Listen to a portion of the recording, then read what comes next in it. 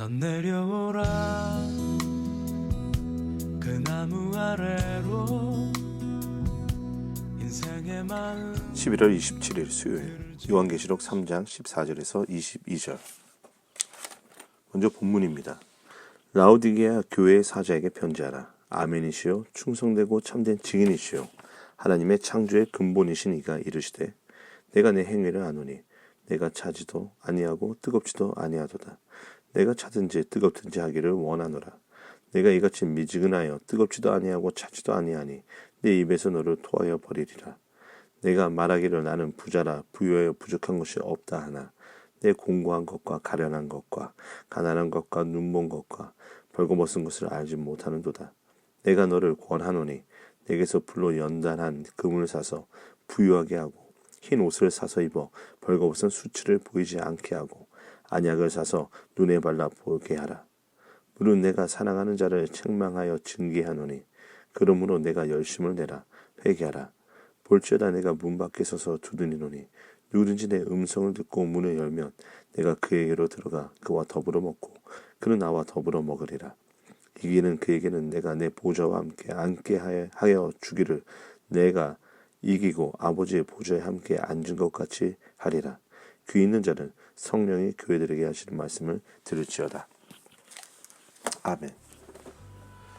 본문 주석은 핸드릭슨 패턴 주석 시리즈 요한계시록입니다. 지은이 윌리엄 핸드릭슨, 옮긴이 김영익, 문영탁입니다. 주석입니다. 라오디게아는 부근에 온천이 있는 곳에 위치하고 있었습니다. 입에서부터 토하여 나오는 미적지근한 물이라는 표현은 라오디게아 시민들에게는 쉽게 이해할 수 있는 것이었습니다.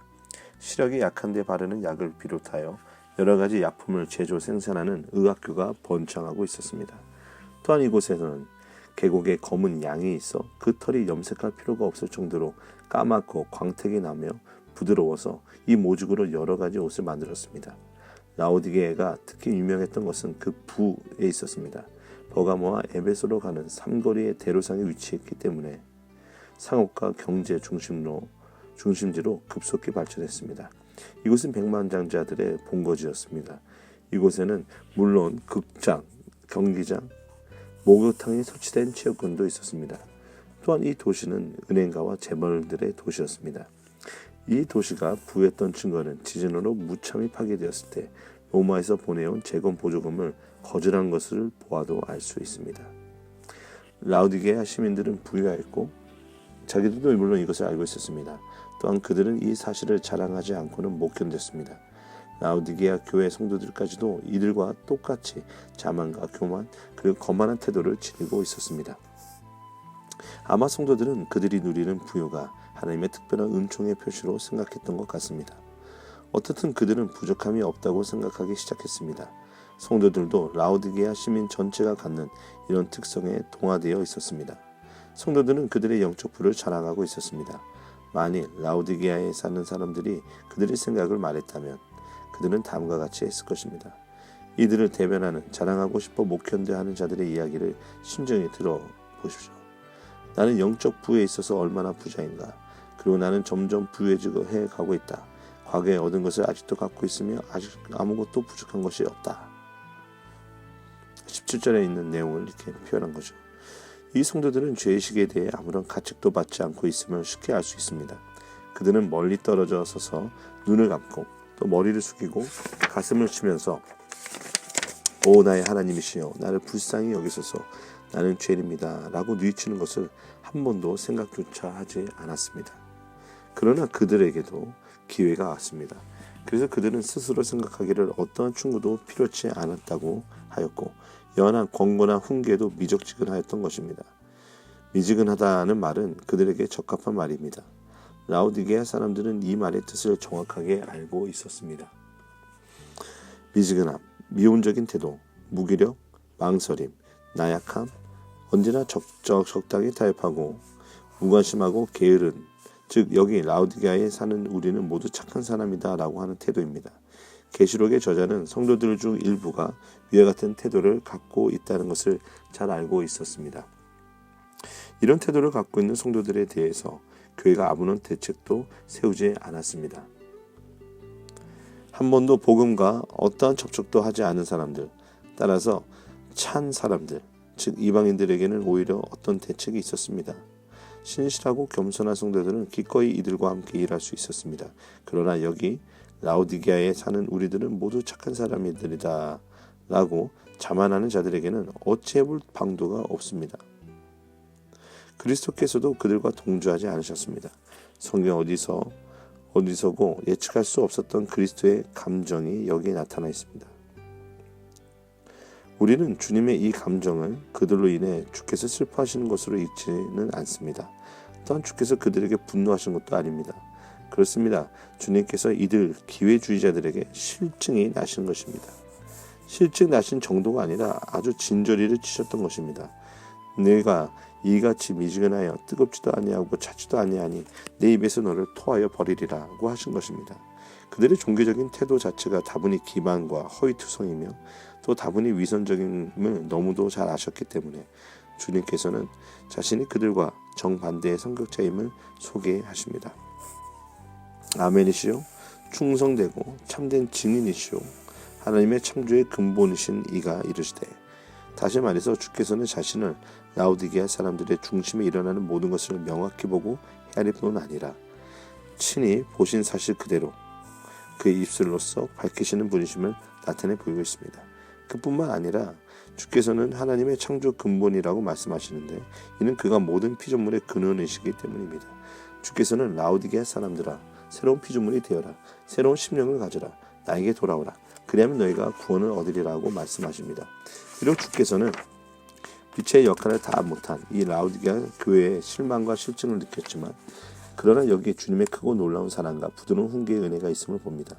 그리스도께서 책망하신 말씀의 참뜻은 내가 너를 내 입에서 토하여 내칠 것이다가 아니라 내가 지금 막 너를 내 입에서 토하여 내치려고 하고 있다 라는 것입니다. 주께서는 아직도 기다리고 계십니다. 그 미적지근한 심령을 없애기 위해서 이 편지를 라오디게아 교회에 보내십니다. 주께서 정죄하실 때에는 매우 엄격하실때 이는 그가 매우 온화하고 친절하시며 사랑과 자비가 많으시기 때문입니다. 회중에게 그리고 전원적인 성도들에게 내가 말하기를 나는 부자라 부여하여 부족한 것이 없다 하나 내 공고한 것과 가련한 것과 가난한 것과 눈먼 것과 벌거벗은 것을 알지 못하는도다 라고 말씀하셨습니다. 이 교회가 가련하다 할 정도가 아니라 비천한 상태였음을 주목하십시오. 본인은 스스로 잘 믿는 훌륭한 그리스도인이라고 생각하나 실제 그리스도께서 합당히 여기지 아니하시고 실증을 느끼는 그런 사람보다 더 비참한 사람이 누구이겠습니까? 다음의 말을 천천히 음미하면서, 즉 공고하고 가난하고 가난하고 눈이 멀고 벌거벗은 등 이 다섯 낱말을 천천히 음미하면서 이상과 같은 다섯 가지 특징을 모두 지니고 있는 사람의 모습을 그려보도록 하십시오. 내가 너를 권하노니, 주께서 얼마나 부드럽게 말씀하십니까? 내가 명하노니 라고 아니하시고 내가 권하노니 라고 하십니다. 그리스도께서 이 교회에게 권고하시기를 그리스도께 와서 살아고 하시는데, 내게서라는 말은 매우 강조적인 말입니다. 불로 연단한 금과 흰옷과 안약을 사라고 하십니다. 간단히 말하면 내게서 구원을 사라라고 하신 말씀입니다. 구원은 불로 연단한 금처럼 우리를 부유하게 하고, 흰옷은 죄로 벌거벗은 우리의 몸을 가리며 주 안에서 기쁨과 거룩함과 의로움으로 입히시고, 또 안약으로서 우리가 이것을 소유할 때 더 이상 영적 맹인 노릇을 하지 않게 됩니다. 구원은 사야합니다. 즉 우리가 정당한 방법으로 그것을 소유해야 합니다. 그러나 가난하고 나약한 우리들이 이것을 어떻게 소유할 수 있겠습니까? 이사야서 55장 1절 하반절을 보십시오. 너희는 와서 사 먹되 돈이 없이 값이 없이 와서 사라. 거기서 영광스러운 해답을 얻게 될 것입니다. 주께서 이처럼 진저리를 치셨던 이 미적지근한 성도들, 즉 그가 입에서 토하여 버리려고 했던 이들에게 물은 내가 사랑하는 자를 책망하여 징계하노니 그러므로 너희가 열심을 내라 회개하라 볼지어다 내가 문 밖에 서서 두드리노니 라고 친히 말씀하신 것보다 더 놀랍고도 감격스러운 사실을 성경 어느 곳에서 찾아볼 수 있겠습니까? 주께서 문을 열도록 간절히 기대하신 것을 주목하십시오. 그뿐 아니라 다음 구절에서 분명해집니다. 계속해서 문을 두드리시며 죄인을 또한 부르십니다. 누구든지 내 음성을 듣고 그 구절을 유의하십시오. 문 안에 있는 자가 솔선하여 문을 열어주는 것이 아닙니다.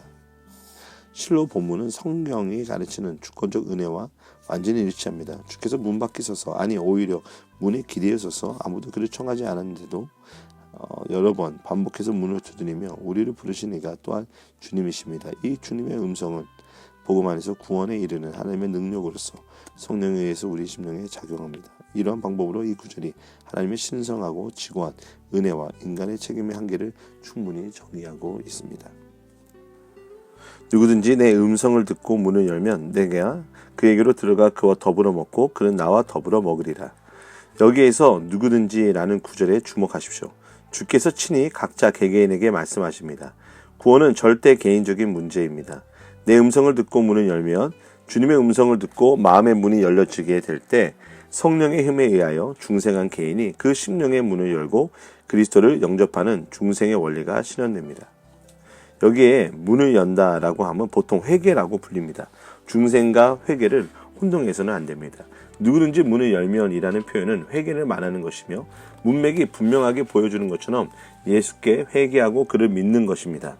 그러면 주께서 그에게 오십니다. 이 얼마나 놀라운 일입니까?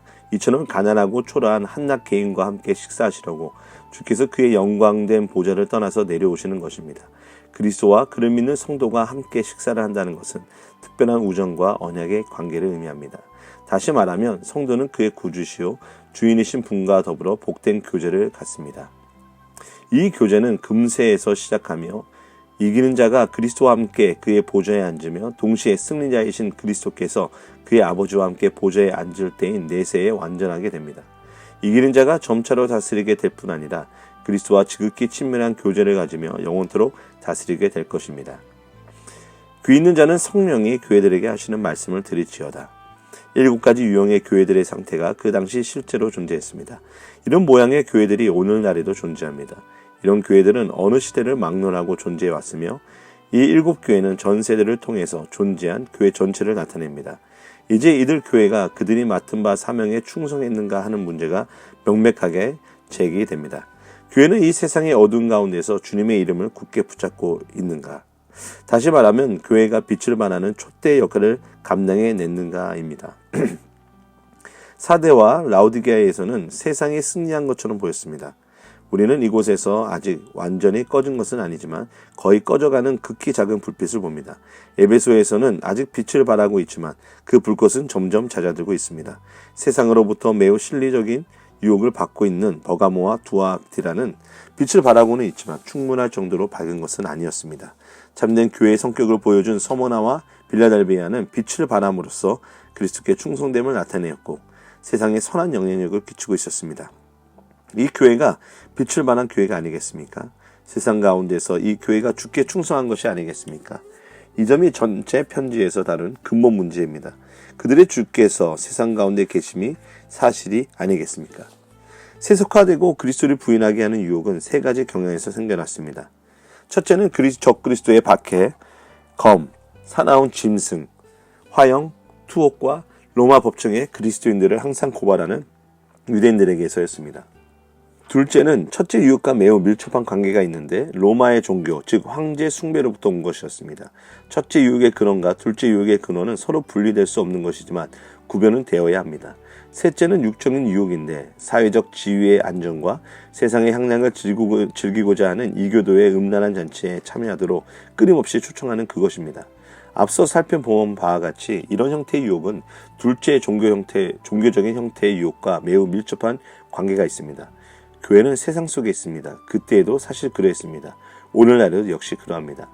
교회는 어두운 가운데서 빛을 발해야 합니다. 너희는 세상의 빛이라. 7 촛대는 7 교회니라.